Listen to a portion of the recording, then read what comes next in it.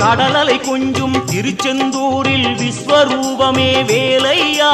பழமுதி சோலை அறுபடை வீடும் புண்ணிய தரிசனம் முருகையா திருநீர் அணிந்து வரும் போது நெஞ்சில் நிம்மதி பிறக்குது கந்தையா முகனே சிவனார் மகனே உன்னை பாட பாட சுகமாகுதையா வேல் முருகா அரோகரா அரோகரா வேல்